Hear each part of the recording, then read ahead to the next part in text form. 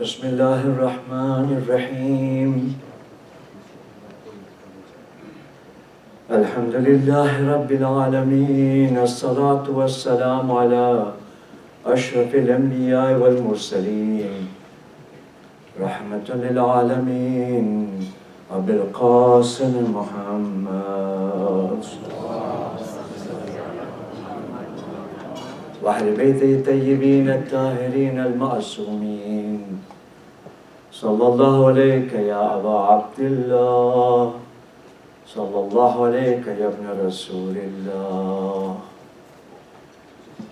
روحي وأرواح العالمين لك الفداء يا غريب يا مظلوم يا شهيد بأرض كربلاء ثم السلام عليكم يا أهل الرزاء الحسين مظلوم جميعا ورحمة الله وبركاته أما بعد فقد قال الله تعالى في كتاب الحكيم وهو أصدق الصادقين بسم الله الرحمن الرحيم وأوحى ربك إلى النحل أن اتخذ من الجبال بيوتا ومن الشجر ومما يعرشون ثم كلي من كل الثمرات فاسلكي سبل ربك ذللا يخرج من بطونها شراب مختلف ألوانه فيه شفاء للناس إن في ذلك لآية لقوم يتفكرون صلوات الله.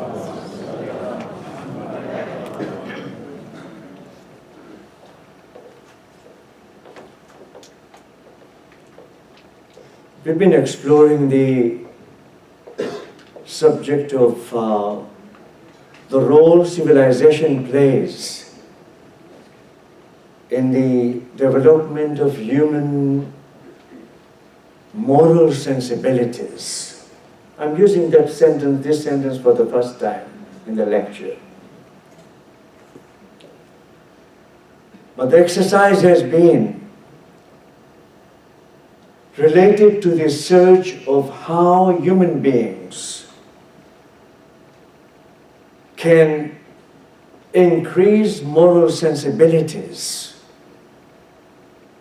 in their construction, in their building, in their advancement of the civilization.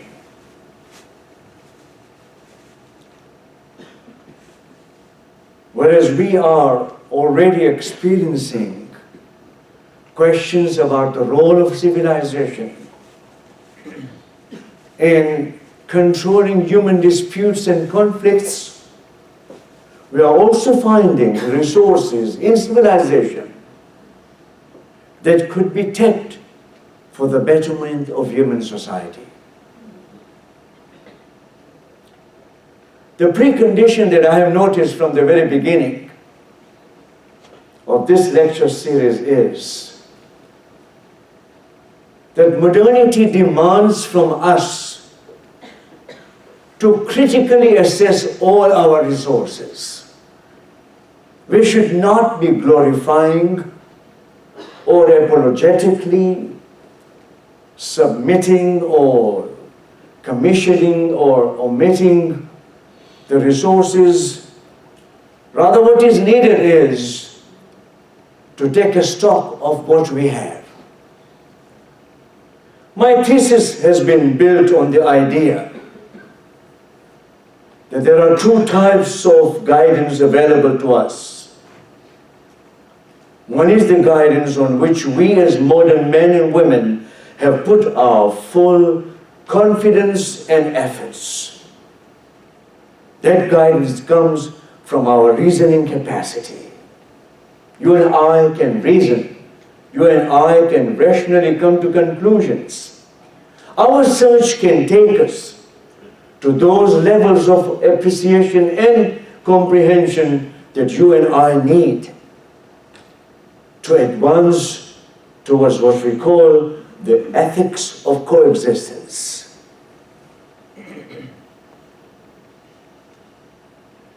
That aspect of the thesis is based on one confidence and only one confidence that the Quran provides.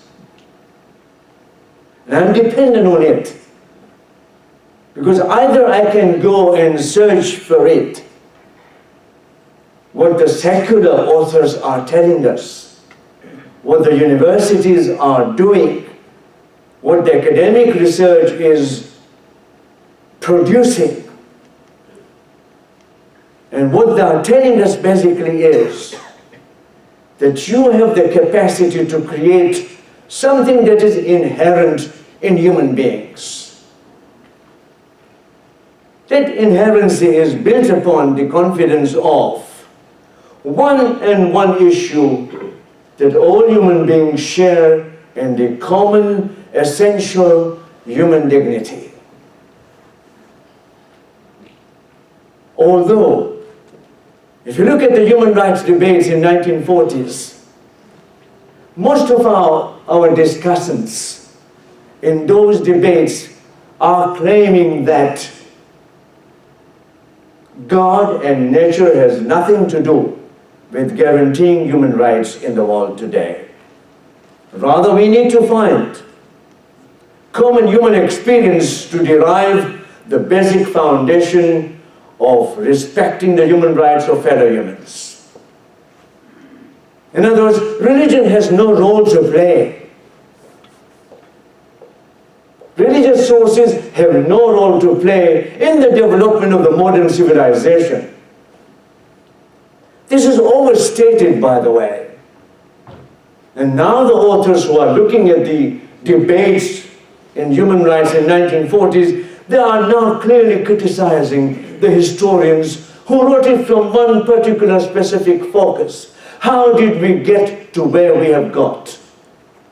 How did we make a decision that religion like Christianity, which has as a pillar of Christianity is God creating humanity in His own image? That's the central doctrine of Christianity. We have that doctrine, by the way, in Islam, but we have interpreted it differently. خَلَقَ اللَّهُ آدَمَ عَلَى تَصْوِيرِهِ. We have in Sahih Bukhari, by the way, that hadith, that God created human beings in His own image. Tasveer has been played around with our Muslim theologians. They have said, no, it doesn't mean image. It means something different. Whatever it is, Christianity has played a very dominant role in making us aware that human beings are respectable, on the very basis that you cannot destroy God's image for any reason. That's why there are many Christians who are against capital punishment, that you cannot impose capital punishment because that is destroying God's face. When you look at Islam, then we are searching for that inherent principle. What I have done in last night's lecture is,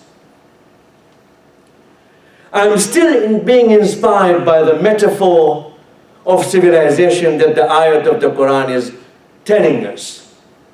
The ayat of the Quran is quite clear that the human beings are being metaphorically given the reference of the beehive and the bee in order to create what we call a civil society. I mentioned in passing that I read a dissertation from University of Sydney by Andrew Stone. You might find it on the Michigan, dissertations. And he has argued that Islam as a tradition was far ahead of all other traditions in the world to think about the modern situation. And what does the modern situation mean? In modern situation, you and I do not define ourselves anymore in religious, racial, or gender identities. What you and I are insisting upon today is autonomous human identity, not controlled by anything. It is free to negotiate its own space in the civil society. Now, that being said, Are we then simply repeating what the modern scholars have been telling us? It might sound like apologetics, but apologetics means we don't have any sources to speak about it. We are making them up. It's like self-glorification. We are very intelligent people, we are very hardworking people. All these are part of the self-glorification. Self-glorification, if not founded properly on rational foundation, can falter. You can't cheat people by saying that I'm this or that. One day you will be exposed and you will be questioned. Are you really this? Are you really that? What we have found to be a fact in the Quran is civilization must find ways of healing differences of opinion. The fact of human life is that there will be differences of opinion, there will be conflicts in the society all the time. Not only in the society, you go home and you find conflicts. You go in the families, you find conflicts. You go outside, there are conflicts. In the working place, there are rivalries, competitions, and also conspiracies going on. We used to think many a time the university is immune from any kind of conspiracy in the departments. That's not true. In our own university economics department, for example, is known for internal intrigue, as they call it. Other professors are trying to outsmart other professors, and you know, there is a lot of gender fights going on in the universities. In other words, there is conflict given as part of the human nature. What is human nature that requires it to be taken into consideration? Human beings are not satisfied with their lot. If we were satisfied by what we have, there would have been no progress. We would not have improved anything. You and I see that every time, every year goes by, and we are becoming better and better equipped. Technologically speaking, materially speaking, economically speaking. Socially speaking, there are questions that are being asked today. And that's where our topic is connected. We are more concerned about cohesion in the society, how the society lives together. Modern society is trying to search for sociological laws that can help it to build a better society. A better society means a society that cares and shares in the suffering. When you are in trouble, when you are in difficulties, there are people who are willing to lend a hand to you. If you fall down, they'll come and pick you up. If something happens to you, now what we have done is that we have given that responsibility to the government. So we have welfare state, taking care of all our needs. Health needs, social needs. Not only that, the lawyers are the one in this country, in North America, running the society. You can't do without a lawyer in anything that you do, even with your own children. You need to write it down. You need to have proper documents, so that tomorrow there will be no conflict, there will be no discussions and no disputes. What we are being told is that you need the law to guide you all the time. We have law in all professions, by the way. The doctors are protected by law. They have malpractice insurances. Insurance companies and the legal authorities are providing all the special knowledge that you and I need to protect and be secure in what we have, so that nobody claims tomorrow that this is mine, not yours. In other words, we are at a point of what we call highly organized, highly orderly, legalistic society. What's the problem?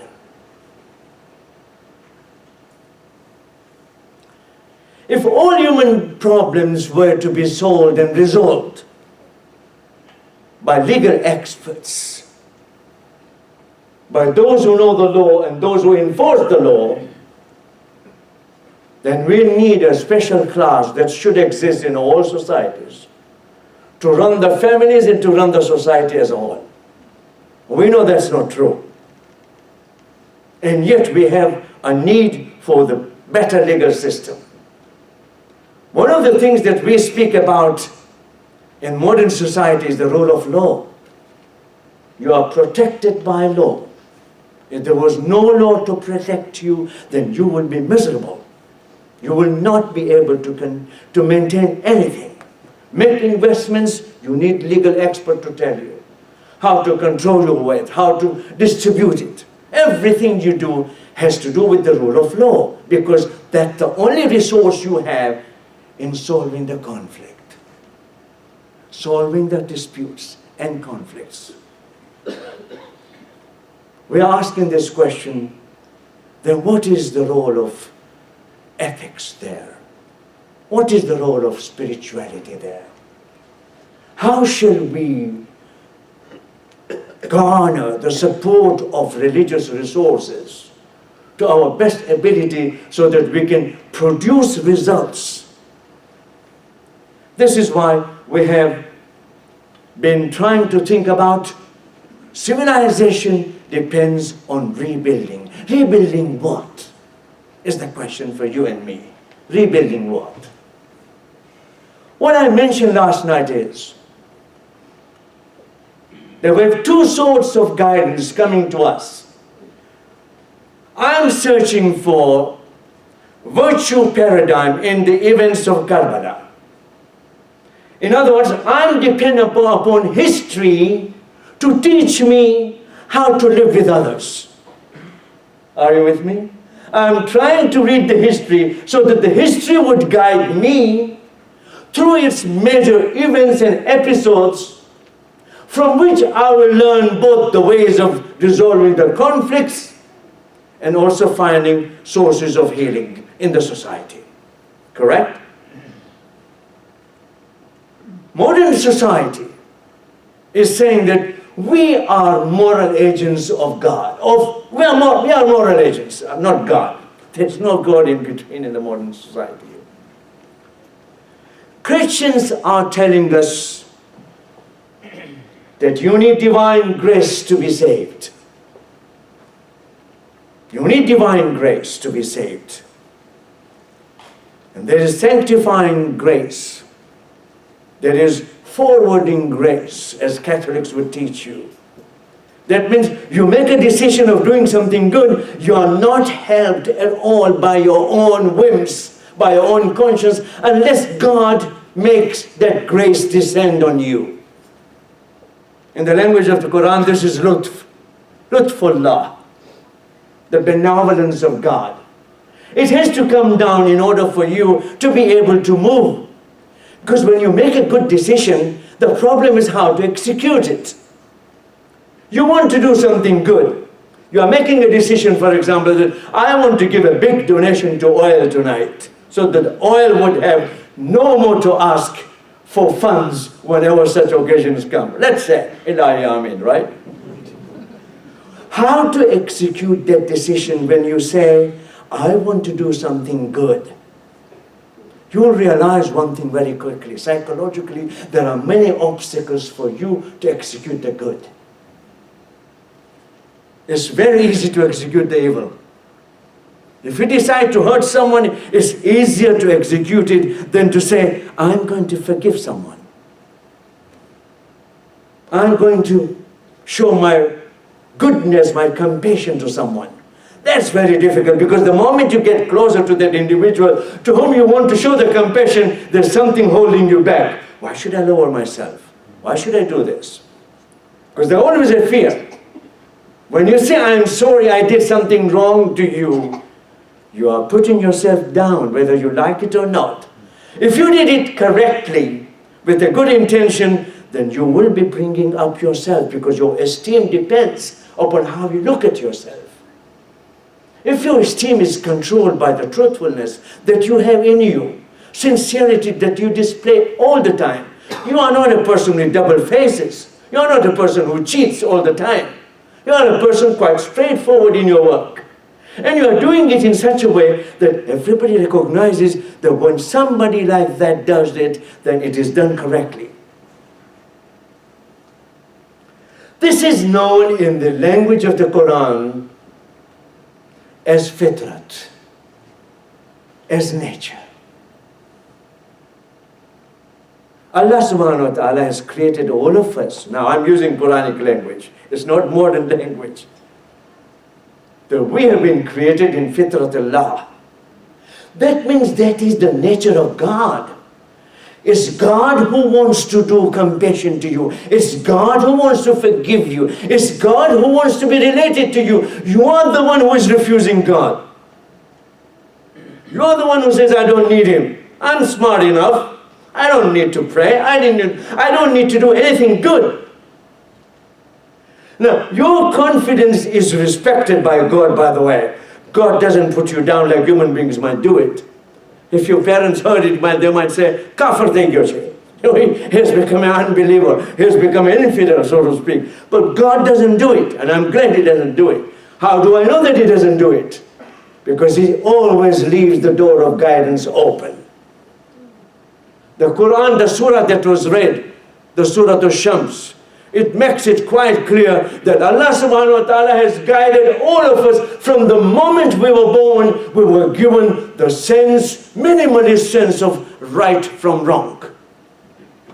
فَأَلْهَمَهَا فُجُورَهَا وَتَقْوَاهَا قَدْ أَفْلَهَا مَنْ زَكَّاهَا وَقَدْ خَابَ مَنْ دَسَّاهَا. The Quran is very clear that the moment Allah subhanahu wa ta'ala creates you, He puts in you a knowledge that is minimalist. I don't mean to say to you are capable of knowing everything from the time you are born. No, you are there potentially capable of doing it. That's what I mean. That you have potentiality. And that potentiality is, this is what I want to emphasize here. Divinely endowed guidance proves its availability to all. Whether you believe in God or not, God guides you. It's up to you to recognize. That's fine. God doesn't mind if you say, oh, you don't even exist. Come on, I don't want you, I don't need you, right? You can do it as much as you want. And what I'm suggesting here, that guidance is bringing in you the power to do virtuous things. Don't be surprised then. Augustine was surprised. How can an unbeliever be good? Aquinas corrected the doctrine of Augustine, saying that, well, why not? Human beings have a natural law to guide them. When the natural law guides human beings, they can do good things. Now, what I'm going to do is that I'm going to split this open. Although perfectly infused, the fitrah, it is only potential. That means we need to work it out. We need to somehow garner the support and the effort so that we can express it. This is what we mean by potential. It's also incapable. It's also weak. It can be misguided. Social structures are so dominant sometimes. It doesn't let you be what you are. Remember what we say? Modern times are teaching us to be authentic. I want to be exactly what I am. I don't want to pretend what I'm not. That's what modern society is supposed to be doing. Charles Taylor, in his small book on authenticity, makes it quite clear that ethics of authenticity actually mean that you are yourself without being required to appear what others want you to be. The moment you submit to what others want you to be, you are not yourself. And the moment you are not self, you are not connected with God. Are you with me? The moment you pretend what you are not with God. The moment you are exactly what you are, and you are nearer God. I'm using religion and secularism both together here. The secularity says, no, religion has no role to play. What I'm saying is that, yes, religion has a role to play, and it is telling you that you must garner confidence in you. You must have the confidence that I know I'm weak. خُلِقَ الْإِنسَانُ ضَعِيفًا. Human beings are created weak. You threaten them and they give up. You offer them bribes, they change their ways. You can do anything with human beings. It's very difficult, especially now if you are an autonomous individual. If you are someone who says, I can do anything and everything, I'm free.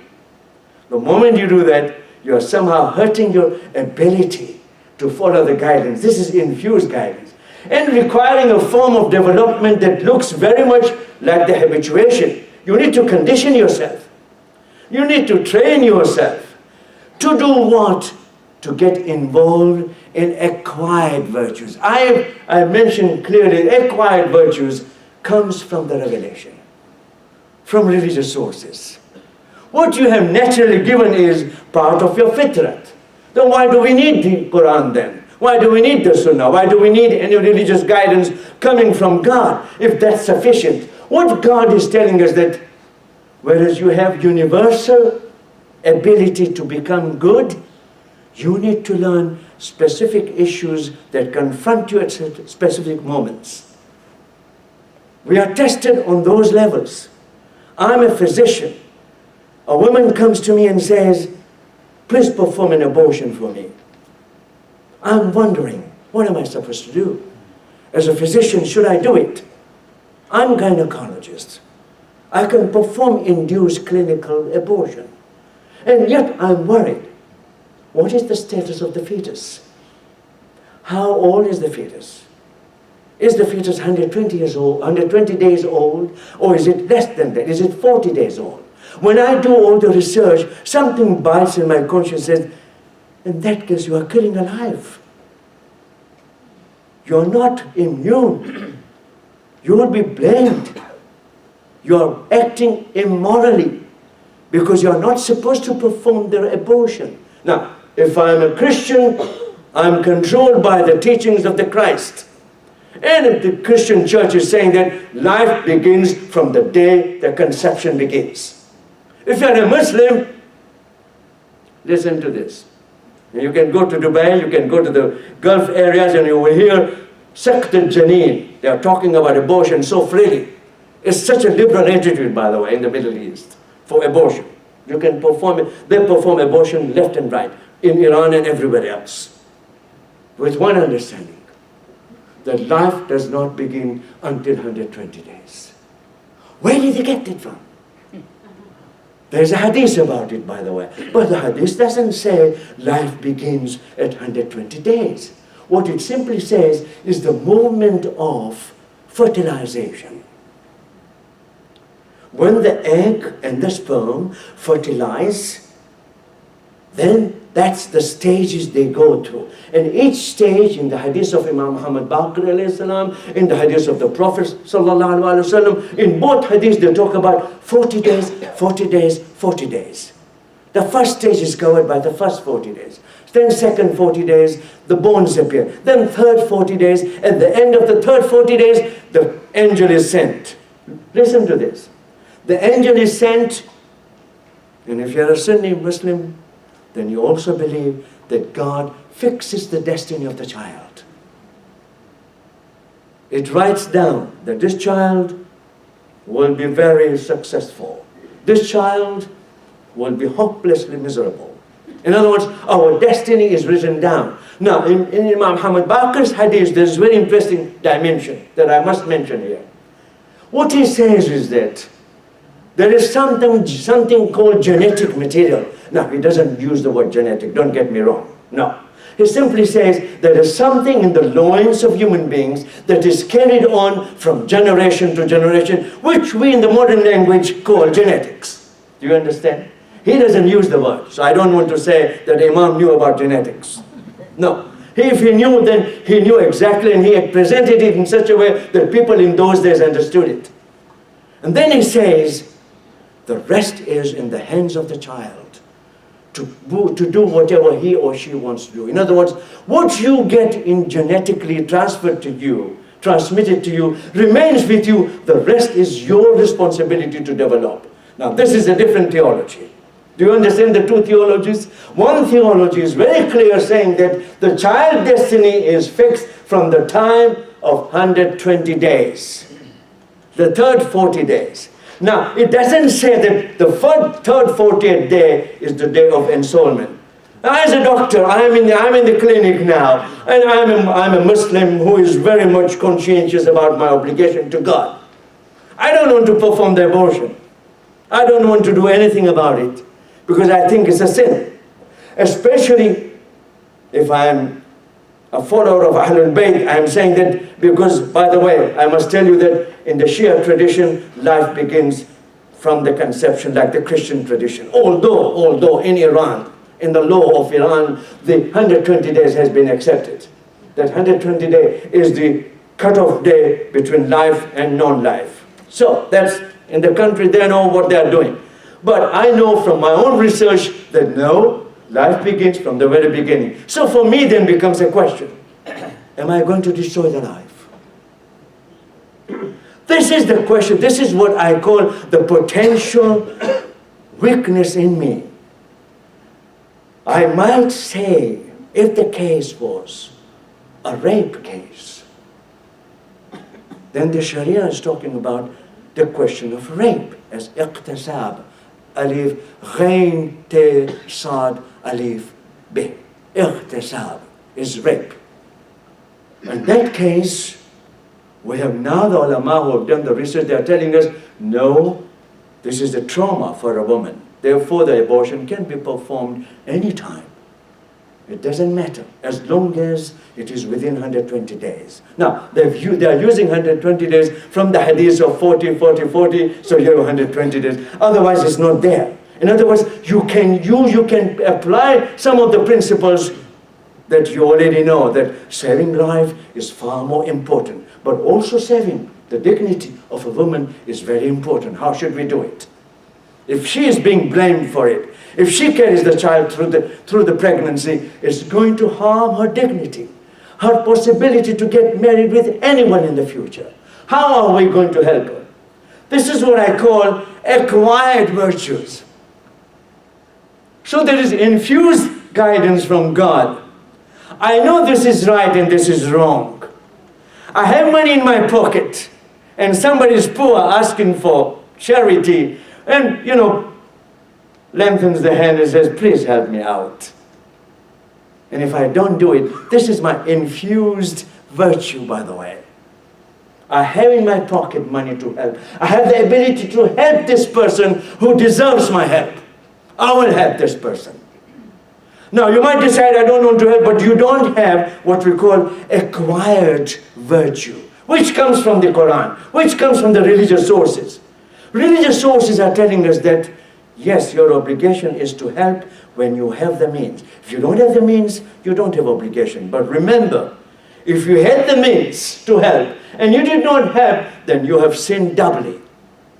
One against your infused virtue, infused nature, and the other one is from acquired nature. Salawat ala Muhammad wa ali Muhammad.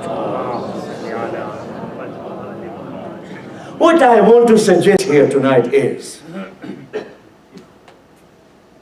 if natural law, the way the Quran is teaching, if infused guidance that the Quran is speaking about, if this fitrah, which is given by God, was capable of acting independently, then there was no need to send the Quran. Are you with me? There was no need to send any further revelation. If human conscience was capable of judging all the situations and all the conditions in which he or she found herself, then we don't need further guidance, do we? You already have the guidance. فَأَلْهَمَهَا فُجُورَهَا وَتَقْوَاهَا قَدْ أَفْلَحَ مَنْ زَكَّاهَا وَقَدْ خَابَ مَنْ دَسَّاهَا. You already are blessed with the guidance. It is infused in your constitution. You are a human being. As a human being, you are naturally divine agent to become better. Naturally, whether you believe in God or not, regardless. You don't have to believe in God. That's why in Islam there is an accountability. Even from atheists there is an accountability. If you are an atheist, you say, I'm an atheist, I don't believe in anything. I don't believe in God, I don't believe in revelation, I don't believe in the prophets. You are still bound by the infused guidance.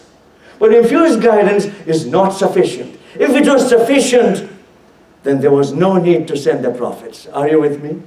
The prophets are there to teach us what we call the guidance through the revelation. And it does not reject reason. You saw how I made a decision if I were a physician. and I had to act on the case of induced clinical abortion. I knew exactly what to do. My conscience was talking to me. Are you going to just destroy this life, or you don't consider it to be life? Science might say, oh, it's just a zygote. It's not something that you need to preserve. You know, by the way, if you abort it, it can still be used in lab for potential, what we call polypotent cells. You can use it for stem cells. It can become a good source for research. All those things in their own place, by the way. But what I want to suggest here is that a good upbringing is necessary. This is where the role of parents, this is where the role of awliya is determined by the tradition, by the acquired guidance. Acquired guidance says you need living teachers. You can't grasp abstract ideas about guidance.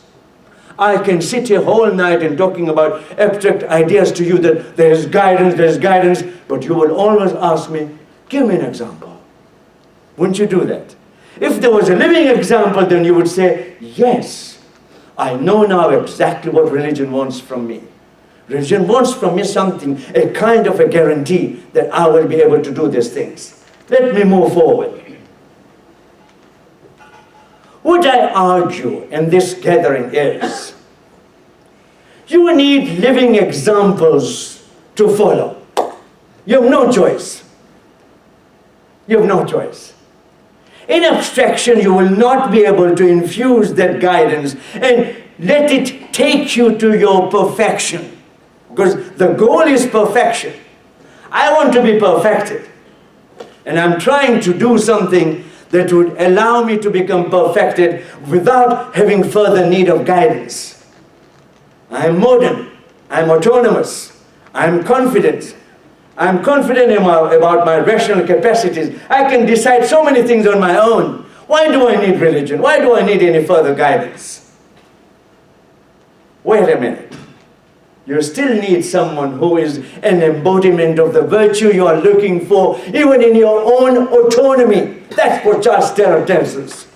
You can't avoid the tradition.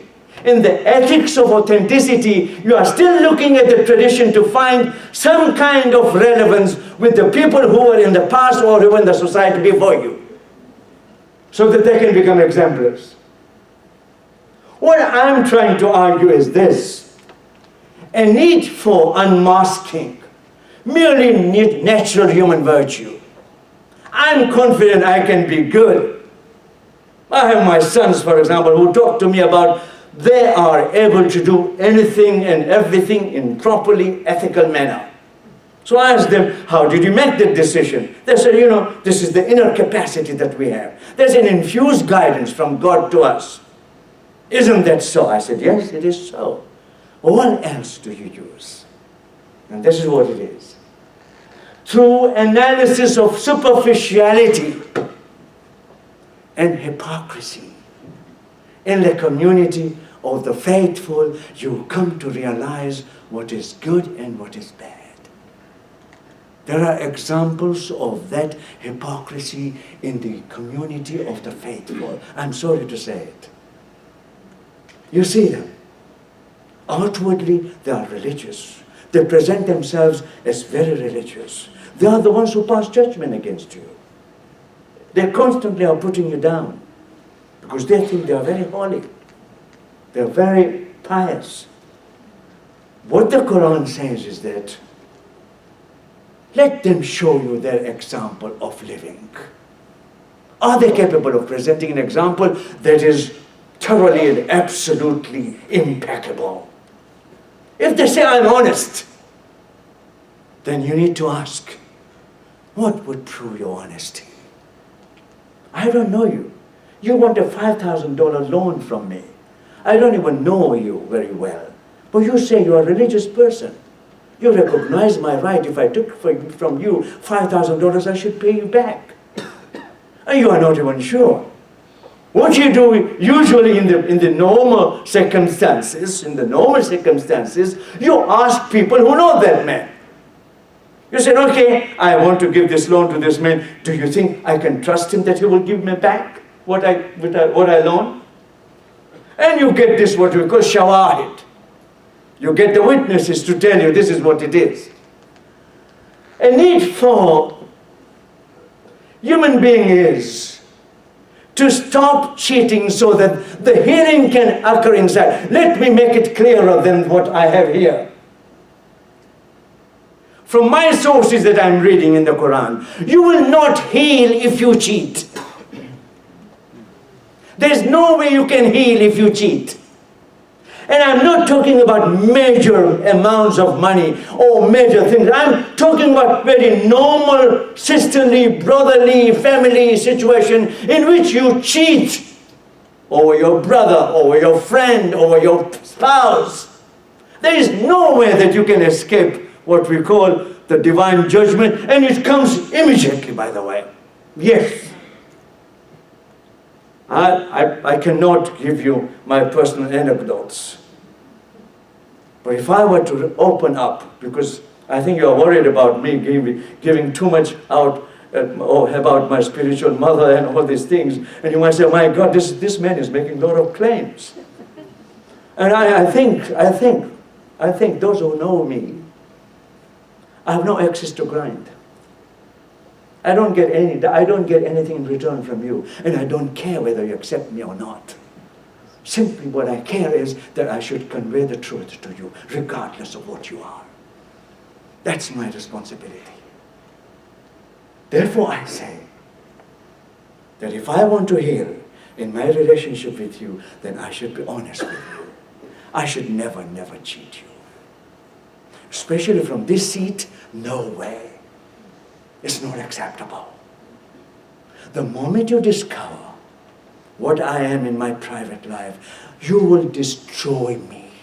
Not as your exemplar, but as someone who can inspire with something good. Is that clear?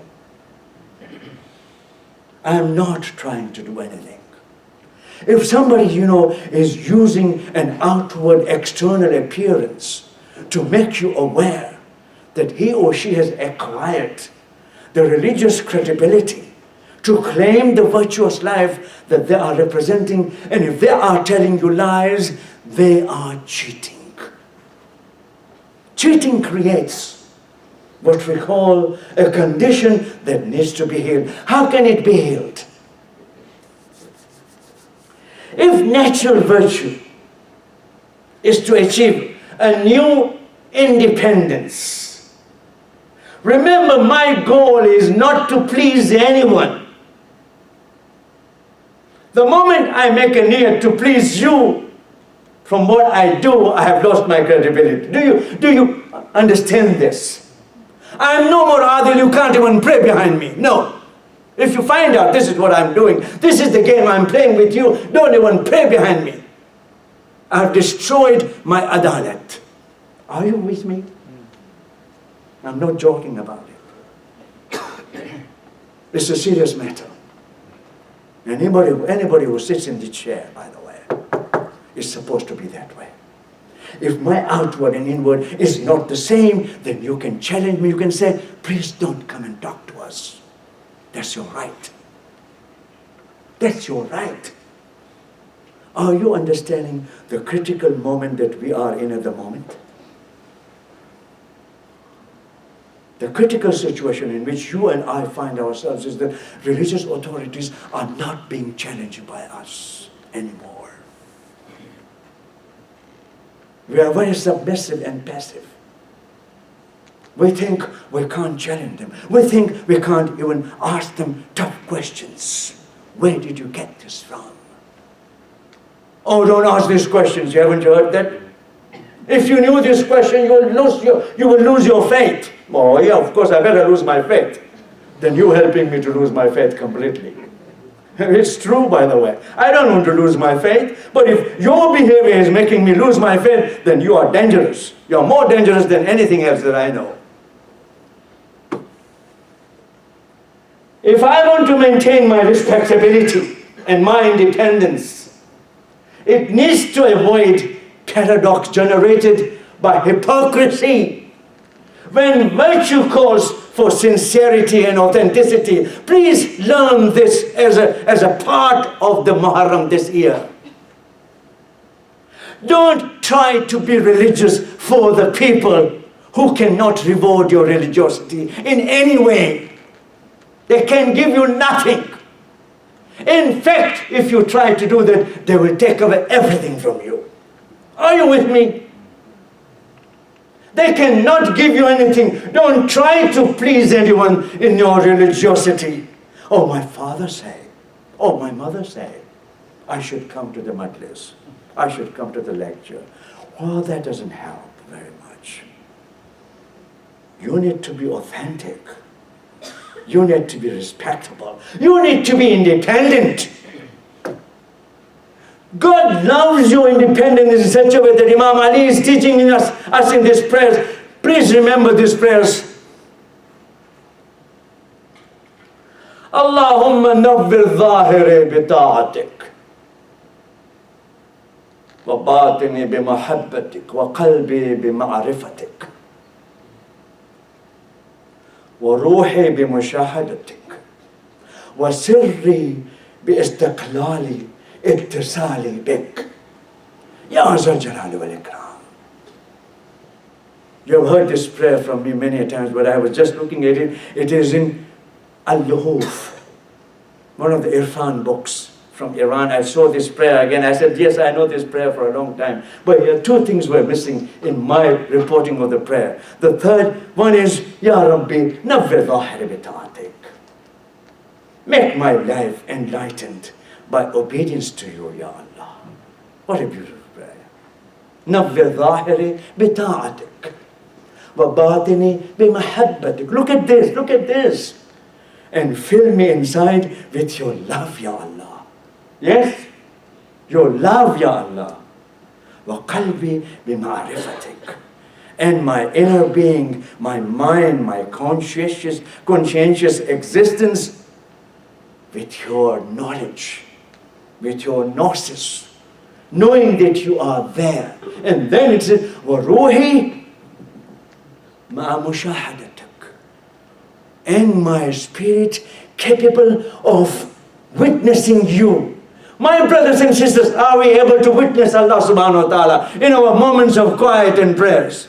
Ask yourself, how many times you sat on the musalla and you were able to see Allah subhanahu wa ta'ala the way He is? This is what Imam Ali says. بِمُشَاهَدَتِكَ وَسِرِّ. My conscience. Allahu Akbar. My inner being, my inner prophet. According to Allama, my inner prophet. What should that do? استقلال اتصال بحضرتك. Be connected to you independently, Ya Allah. I always try to please people. Bashir should approve me, Murtaza should approve me, I don't know. Everybody should approve of me. Then only I become certified in my religiosity, right? That's how we live. Religious life is a challenge. What Karbala has done is, it has analyzed for us the sources of hypocrisy. Yes, my brothers and sisters, that's what Karbala has done. It has opened up the Pandora box.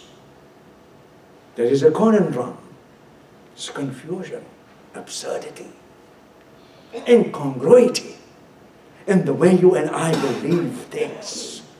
Brothers and sisters, I get emails asking me, how do you see Muharram in 2015? I don't know if I'll be alive at that time. But I can tell you, the way we continue this Muharram, year after year, nothing will change. We're in a static position. Nothing shakes us. Have you noticed? Nothing happens. Nobody can shake you from this chair anymore. You get Abdulaziz, you get Hussein Kimji, I don't know, so many and others. They all come. Are you not able to see God in your mushahada, in your ruh, in your inner being, in your spirit? You are not able to witness God? Ramakrishna would have said, you haven't received the nitya, the intention that will drive you to the mountain that you are supposed to reach. That's what yogas do. Yogis, that's what the yogis do. That's what the Sufis are doing. Sufis are claiming so many things. But the litmus test for Sufism is, let's see if you can really be independent of the shuyukh, of the masters, and connect to the real master. That's the test for tasawwuf. Can you be free of this? Fulan sheikh, fulan sheikh, fulan sheikh. Oh, I'm connected to this sheikh, I'm connected to that sheikh. No, you don't need sheikh. There's only one sheikh, Allah subhanahu wa ta'ala. Salawat ala Muhammad wa ala Muhammad. Your salawats are so dull. Allah. I have never come across a crowd that cannot say Allahumma salli ala Muhammad wa ala Muhammad. Salawat ala Muhammad wa ala Muhammad. Sisters, give them. Shout. These men have no courage. Give them courage. They need Bibi Zainab time and again. Yes. May Allah bless you. May Allah bless you. I'm being very, I don't think I have ever been that honest to you in all these years that I came. I pampered you. You're very nice people. Oh, let me kiss your hand. Let me kiss you. You're very nice people. Oh, you're organizing these gatherings. Bravo, my friends. Bravo. I've never told you. If you don't know how to become independent of each other's recognition all the time, you will never do anything good. I am 75 years old. I tried half of my life trying to please this or that. Getting the approval of this, getting the approval of that. Pleasing this alim, pleasing this teacher, pleasing that person. My God is unending. If only I learned to please my Lord, He would have said, Ahsan, enough is enough for me. But for human beings, you can never get that approval. Their approval is extremely difficult to get. Because their expectations from me is higher than from themselves. Do you see what's happening? They don't expect their self to move towards the perfection, but they do want to see myself has been perfected. Inshallah, it will be. With their prayers, I would get there. But let me remind you, if that was the case, Karbala would not have happened. Karbala would not have happened. I assure you.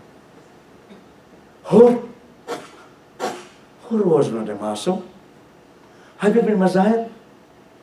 Have you been to Karbala recently? You go to Imam Zanzari for the first, in the old days it was much easier, now it's not. It's becoming more and more difficult because more and more people are going for ziyarat. I don't know.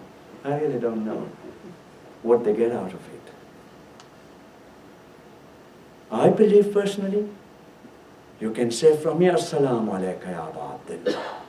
If your heart is pure, it will reach the Imam. You can go very close to Qatlaga of Imam Hussain alayhi salam in Karbala. If your heart is not there, nothing will reach Imam Hussain. I assure you. I assure you. It's the 9th night of Muharram. I can't even believe that the days are passing so quickly.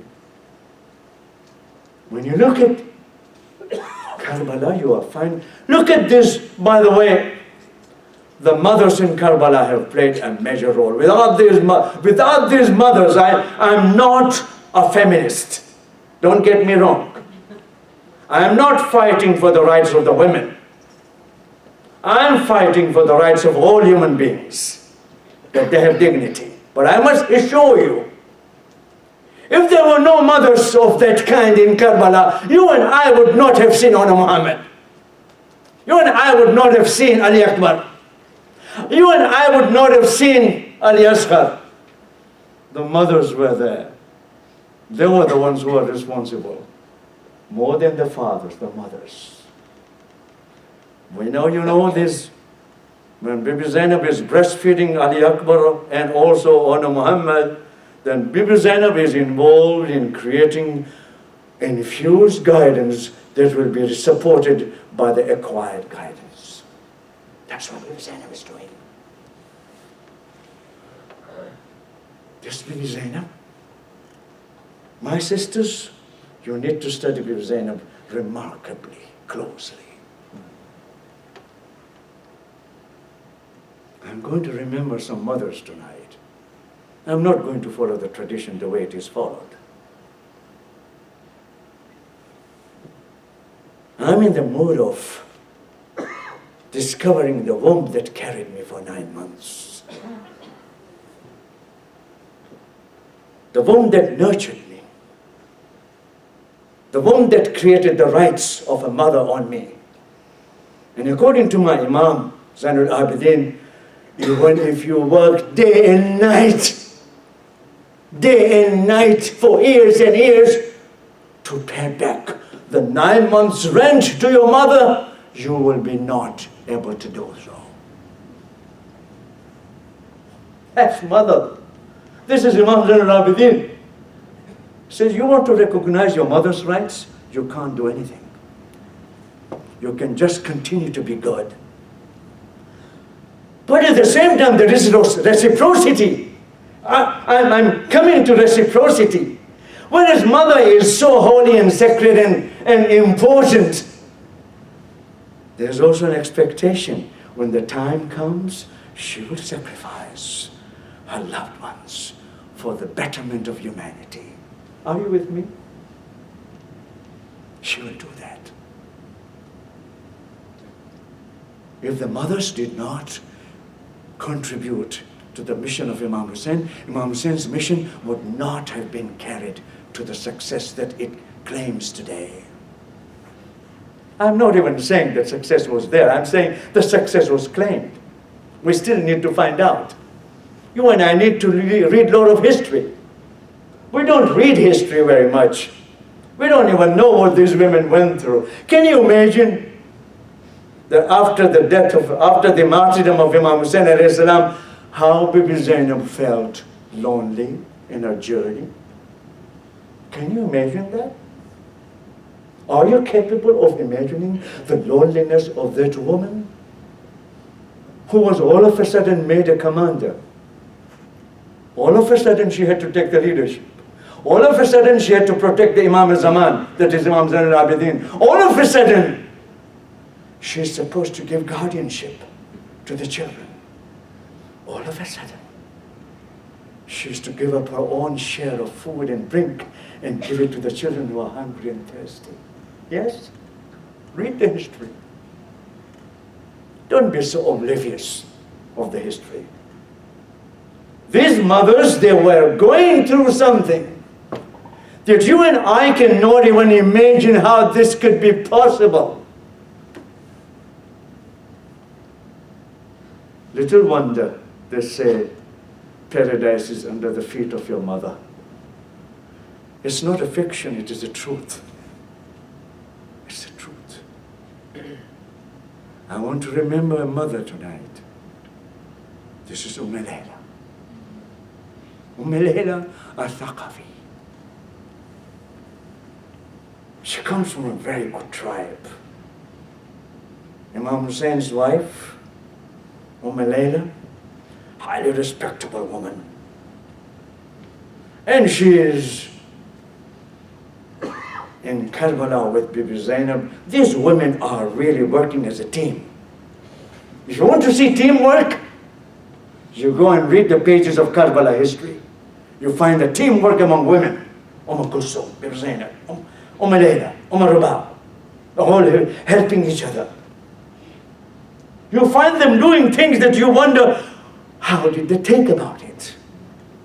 Under those circumstances, when they had no normal life of any kind available to them. You know, women are the first one to lose their heart when there is difficult moments for them. Haven't you heard that? But they're tough. These women are tough. May Allah have mercy on these women who give up their lives, who make the sacrifices for their children. Layla is watching as Ali Akbar leaves to go to the battleground.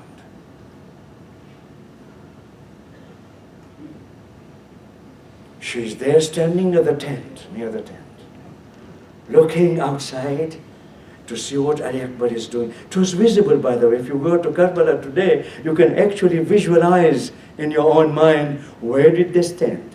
How did they see it? Because it's a flat land. And the Khaymah was located a little bit higher, because that's what Imam Hussein had done. The tents were higher. And you could see from the tent how the battle was going on. Because Qatlaga is right across. If you're standing in Tel Zainab, where Bibi Zainab stood, and the spot where Imam Hussein was killed, it's visible. If there were no buildings in between, you could see exactly where Imam Hussein fell. Layla is watching. But she's not watching Ali Akbar, she's watching Imam Hussein. Do you know why she's watching Imam Hussein?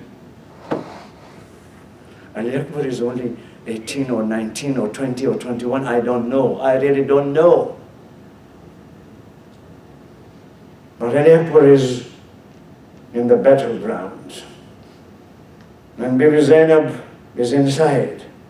But Layla is standing on the tent entrance. And she's not watching Ali Akbar, she's watching Imam Hussein, who's closer to her. You know why she was doing it? She knew anything happened to Ali Akbar, Hussein would show the reaction. You see how she's thinking? History doesn't tell us that's the way she was thinking, but I can imagine that was in her mind when she was looking at Imam Hussein. That history tells us that she was watching Imam Hussein. I would ask Layla, why are you watching Imam Hussein? She said, this is where I'll get the news about my son.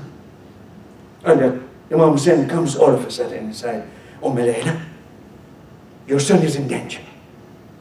Your son is in danger. There's a strong man, a very famous fighter who's going to fight him. He's come to fight him.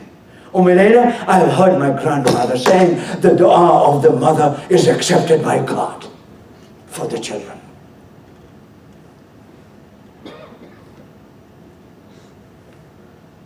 I don't know what Layla did. It was very common among the Arabs. The woman would open her hair when she besieged God. It was very common. Even now, if you go to Iraq, there's one kind of bottom that women do. They do with their hair throwing on the ground. So when they are besieging God, Layla must have opened her hair, and all other women also must have joined her, and she was praying, and everybody was saying Ameen, and immediately Imam Hussein comes, Layla, your son is out of danger.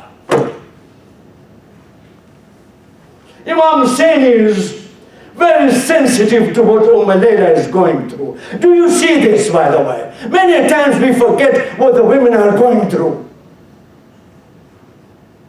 We think nothing happens to them. But Imam Hussein is saying, look, I have come here. I look at Layla. Layla is worried, and he comes immediately, your son is out of danger. As he's talking to Layla, Ali Akbar returns. Ali Akbar returns and says to his father, Al-Atash, ya abata, qad qatalani. I'm very thirsty, my father. I need some water. I'm asking you a very simple question. If Ali Akbar would have answered to me, I don't know what answer he would have given me. Why are you asking for water when you know there's no water in the tent? Isn't that true? There's no water in the tent, but he's asking for water. Imam Hussein says, give me your tongue, put your tongue in my mouth. This is a historical account that I'm telling you. And the father opens the mouth. The young son puts his tongue in his father's mouth and takes it out. Father, you are even more thirsty than I am. Imam Hussain says a sentence worth remembering. Then in that case, go my son. Your grandfather will give you a sip of water. He's talking about the Prophet Muhammad sallallahu alaihi wasallam. Allah comes. I don't want to give you all the account. You know the account. My function is to take you for a moment to Medina. You were in Karbala remembering your mother, Layla. Now I want to take you to Medina. I want to remind you another mother who used to sit in Jannat al-Baqi at the entrance and cry for her sons. This is al-Banin. 4 sons, my brothers and sisters, 4 sons. These mothers were something, by the way. We have not recognized the role these mothers have played in this whole event of Karbala. They are the models. They are the models of virtue. Layla is Banin. This is Layla. Banin is Medina. And from the day she heard that in Karbala everybody has been killed, she sits at the door of Jannat al-Baqi and says, quiet, clearly, La tad'uwini al-Banin. Don't call me al-Banin anymore. I don't have any sons anymore. Can you see the pain in that mother? I don't have any sons anymore. La tad'uwini al-Banin. Wake, ya. She's calling out, Inna Abbas Qati'ul Yamin. My son was killed where his hands were cut. If they had not cut his hand, then my son would have shown them what kind of a strong person he was. They would not have been able to. Look at the feelings of this mother, by the way. This is in Jannat al-Baqi. At the gate of Jannat al-Baqi, she used to sit and remember, Ya Allah, Ya Allah, I want to take you to the 3rd mother now. I'm in a different realm. I'm not in the history. I'm not in the plane of history. I cannot argue about its authenticity. I can simply tell you, this is what I heard from my teachers. The 3rd mother is Fatima Zahra, whose entire family was given in protection of Islam. Do you understand what I'm saying? Baby Fatima is not only Hussein, it's not only Abbas, it's Ali Akbar, it's Ali Asghar, it's everyone. Because this is Banu Hashim. And Fatima Zahra, the 3rd mother that I'm talking about, she is there in the Alam al-Ghaib, on the Ashura night, sweeping the land of Karbala, where Hussein is going to fall.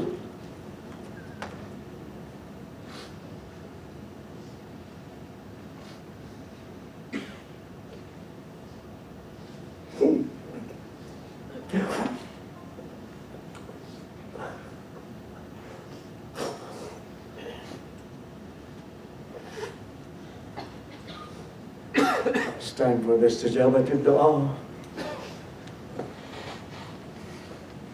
Bismillahir Rahmanir Rahim. Let's all do it together. Amman yujibul mustarra wa yakshifu as-su'. Amman yujibul mustarra wa yakshifu as-su'. Amman yujibul mustarra wa yakshifu as-su'. All together. أمن يجيب المضطر إذا دعاه ويكشف السوء أمن يجيب المضطر إذا دعاه ويكشف السوء اللهم أدخل أهل القبور السرور اللهم أغني كل فقير اللهم أشبع كل جائع اللهم اكسب كل أريان اللهم اقض دين كل مدين اللهم فرج عن كل مكروب اللهم رد كل غريب اللهم فك كل أسير اللهم أصلح كل فاسد من أمور المسلمين. اللهم اشف كل مريض. اللهم اشف كل مريض. اللهم اشف كل مريض. اللهم صد فقرنا وبغناك. اللهم غيث حالنا بحسن حالك. اللهم اجز عنا الدين واغننا من الفقر إنك على كل شيء قدير. اللهم صل. दिल साहिब औलाद से इंसाफ तलब है, दुनिया में पिसर बाप की ज़ीनत का सबब है।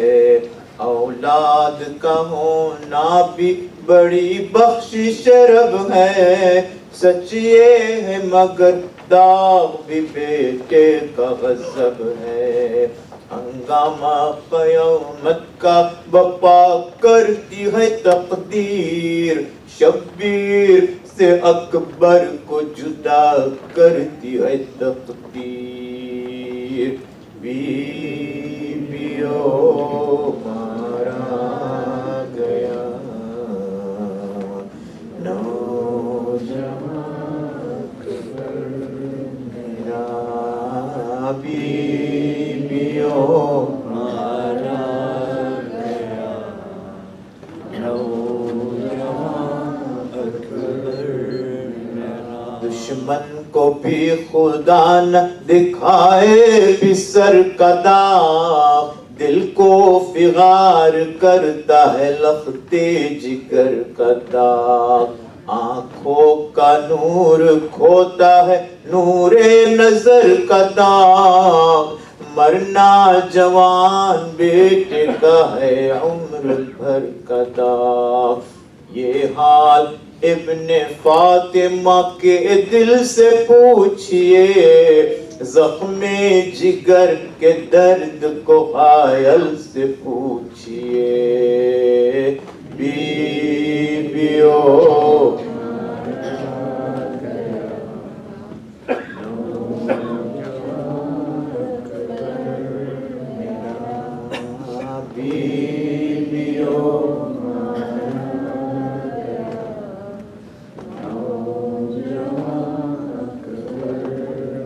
हरदम पुकारते थे ऐ अकबर किधर गए, ऐ नूर चश्मे बानुए पेपर किधर गए। मरता है बाप ऐ मेरे दिलबर किधर गए, आवाज दो शबीह है पैगंबर किधर गए। ऐ मेरे शेर क्या किसी जंगल में छुप गए, ऐ मेरे चांद कौन से बादल में छुप गए। बीबियों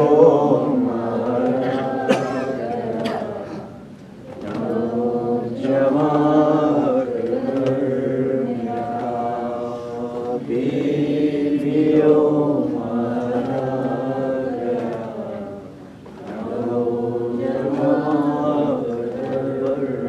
जंगल से आई इतने में अकबर की ये सदा, मैं जां बलब हो आई या शाह करबला। है अन करीब कूच सुए गुलशने बका, हसरत है ये कि देख लूं दीदार आपका। औलाद हूँ भरा हुआ चेहरा है गर्द से, बिस्मिल से लौटता हूँ कलेजे के दर्द से। बीबियों मारा गया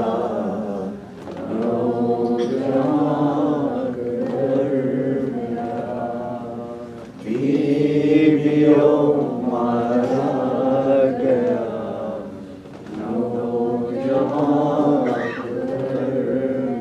खैमे में लेके शहन पिसर की लिटाई लाश, गुल पड़ गया है अकबर गाजी की आई लाश।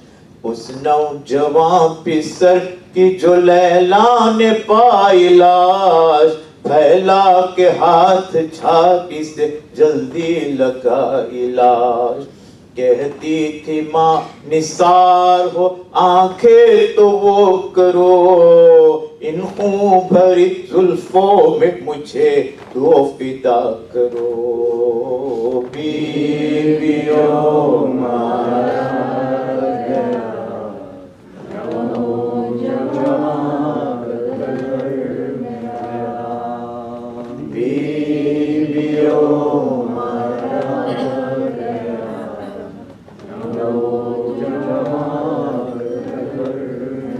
अम्मा निसार किसकी नजर तुझको खा गई, 18वें बरस में तुझे मौत आ गई। जन्नत के बोस्तां की फिजा तुझको भा गई, यहाँ से सवारी जानिबे मुल्के बका गई। वारी गए न कब्र के अम्मा को गोद के, जन्नत में जा बसे मेरी बस्ती उजाड़ के। बीवियों मारा गया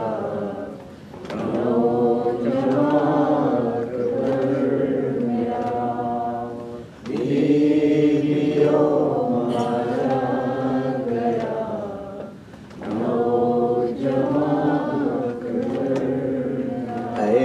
न तेरा ब्याह रचाना हुआ नसीब, है दुल्हन न ब्याह के लाना हुआ नसीब।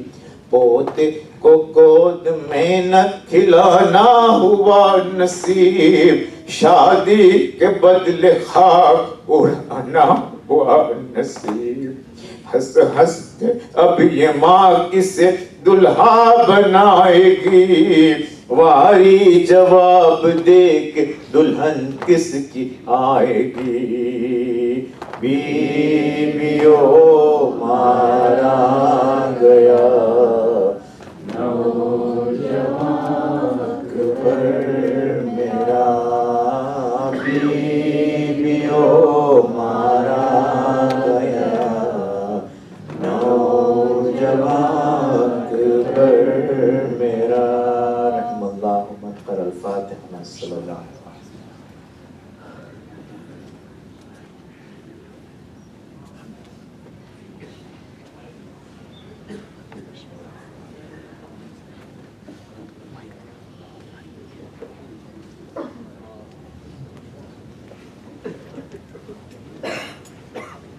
Can you please take a seat?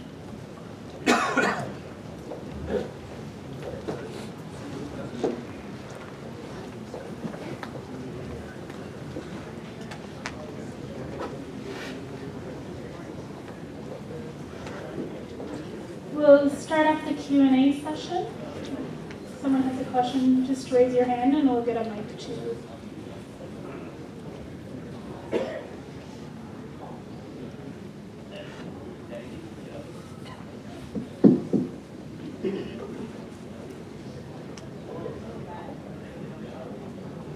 Assalamu alaikum.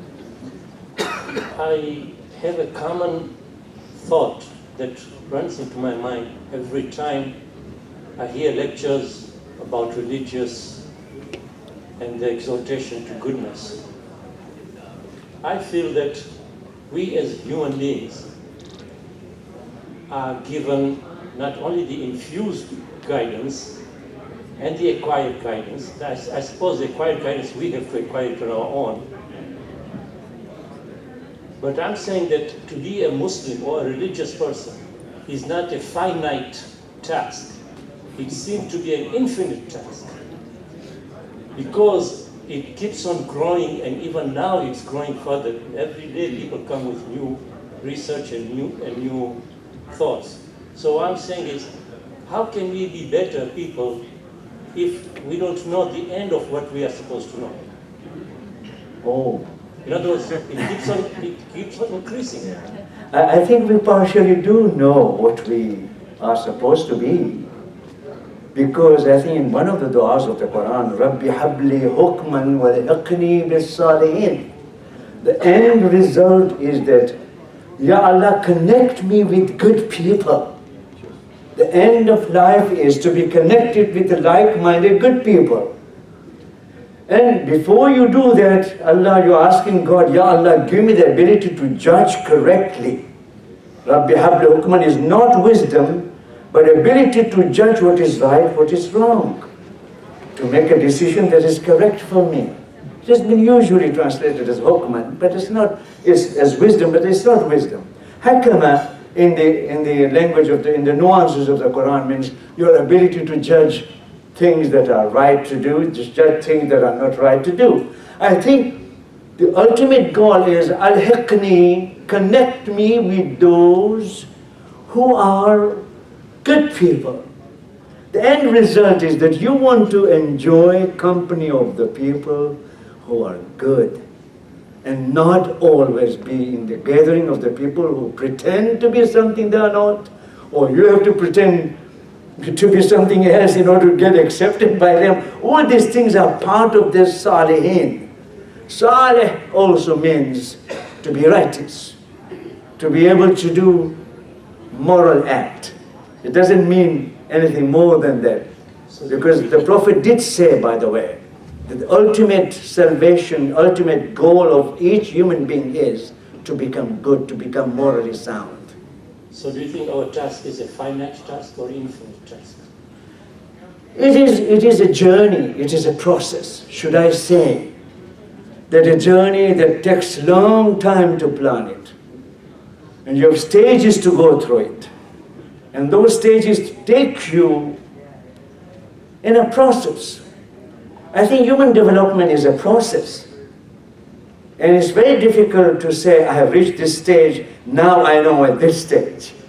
It's a process whereby you are between two stages, moving forward or being held back. You're not moving any forward. So I think your question is well taken. I must say that it's a worry in the mind of all of us. That what is ultimately the goal? Why do I need wisdom? Why do I need education? Why do I need civilization? What does it do for me? And the answer is that I really want civilization. I want city. I want society. I want connection so that I become connected with the people with whom I can enjoy being. You are many a times in a gathering that you don't even belong, you don't even feel comfortable. You feel that, my God, I'm in the wrong place. I shouldn't be here. You know, and that's what you're looking for. So ultimately, they say when Imam Sahib Zaman will reappear, he will have 313, I call them parliamentarian. But what I know is that they are the ones who will be in the guiding council or the community. These 313 are exemplars. They are the ones who will provide the example of how to behave, how to live. So, in short, I don't have a very convincing answer, do I? Yusuf? It's speculation. That's what we are supposed to do, speculate something.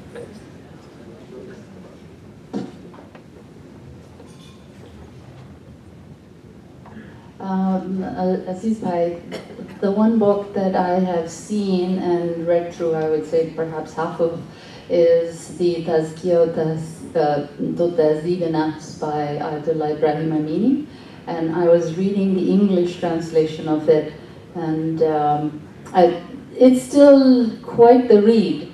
So I'm wondering whether there is something that is either a condensed version of that or something better that the average North American or Western Shia Muslim desiring the kind of development this brother was talking about, that might be a good thing to follow. Right.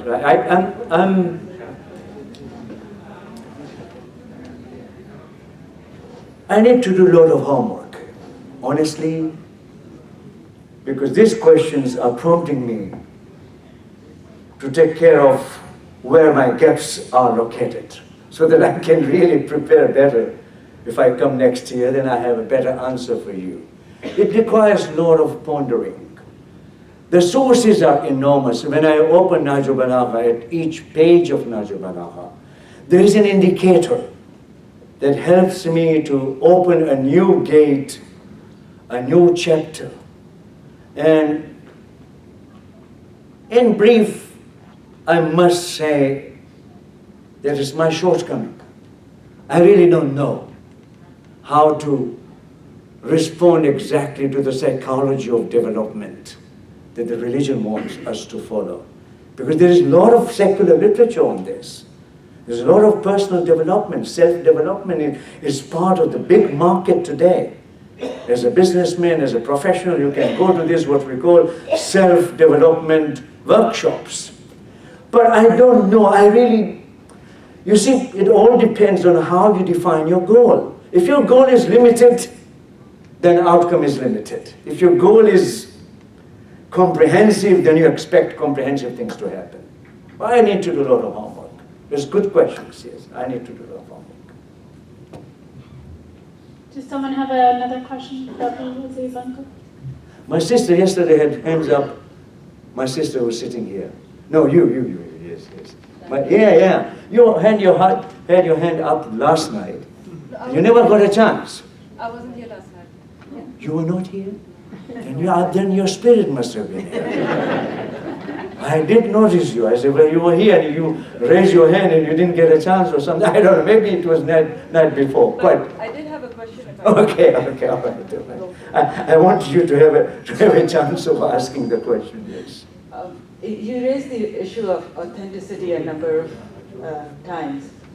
And what I've been struggling with is, if being authentic means we are not perfect, then why can't we be that way?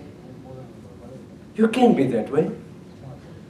You don't have to, for social mobility sometimes we hide our imperfections. We say, I'm really a great accountant, I'm a great insurance agent. You might not be, you might be average. Why can't you be your average, authentic self? You don't have to be perfect. But humans are not perfect. And they No. can be. Yeah, of course there's لَيْسَ لِلْإِنسَانِ إِلَّا مَا سَعَى. There's nothing for human beings but to struggle all the time. If we were perfect, why would we struggle? I already reached the perfection. I don't need to struggle. In other words, what we are being reminded by the Quran is that your function is to prove to God, I worked hard, Ya Allah, I never got there. I was a traveler. And if you're honest enough, then God says, you are acceptable to me the way you are.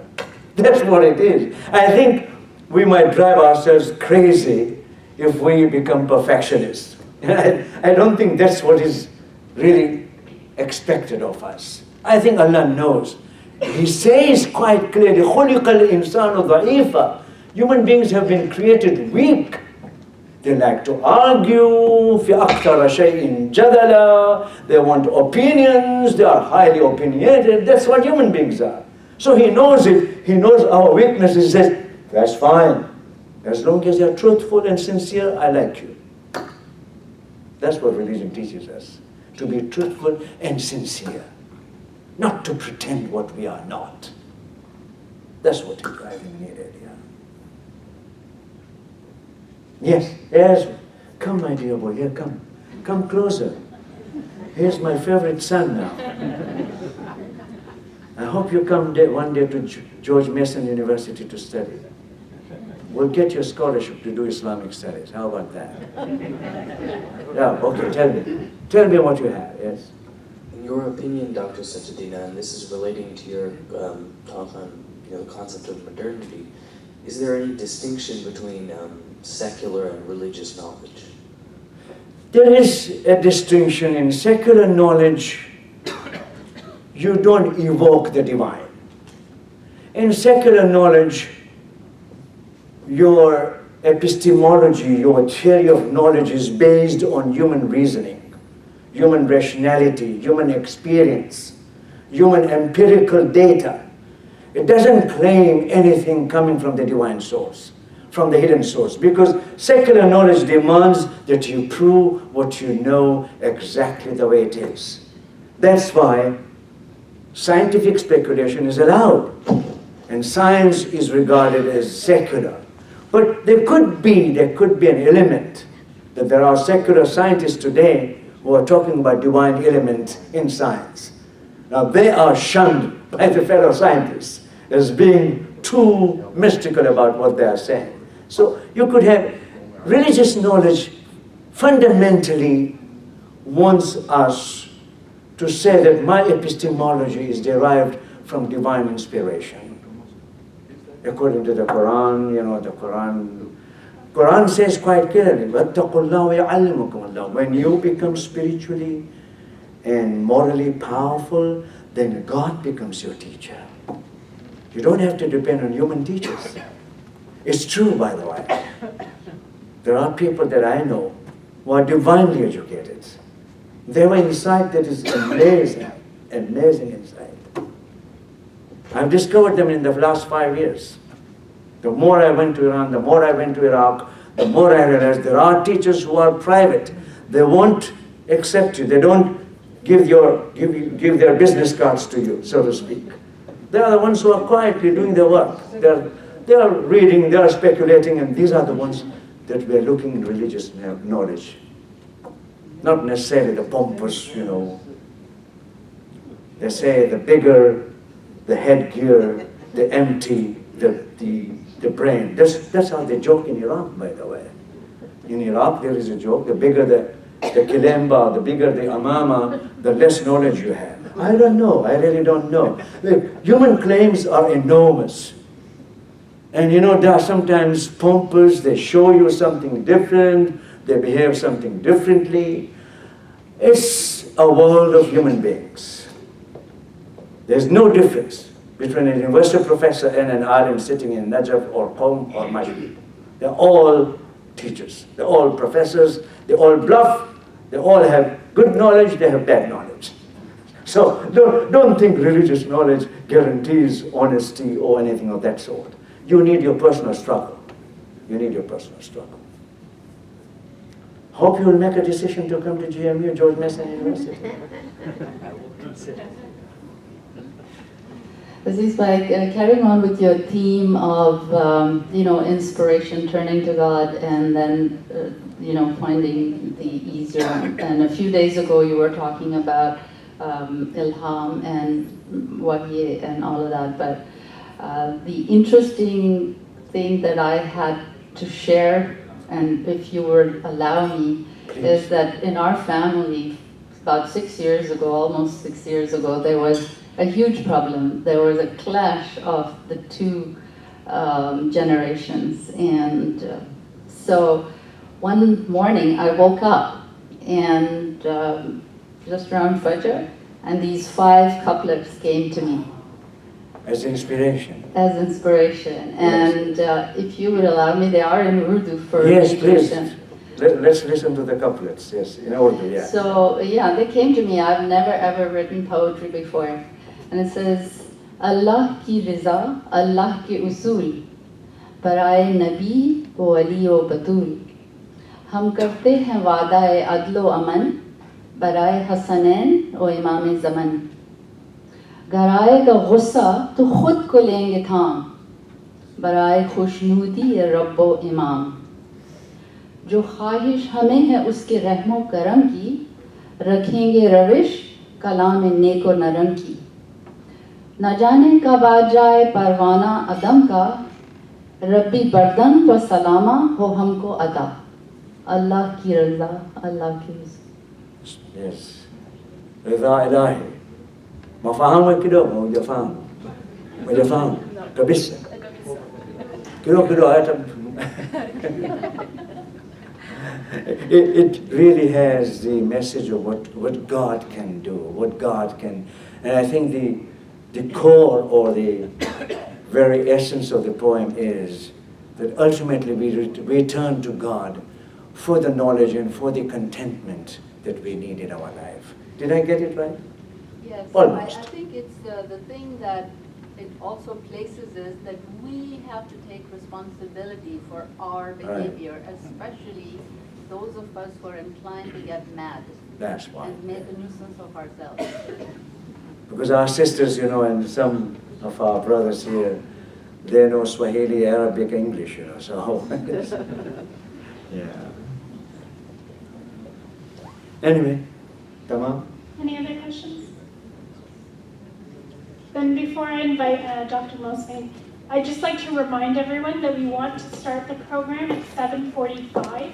So please do come on time. Please come early. Please come for Maghrib Salah before then. We do want to start the program on time, as it is the eve of Ashura.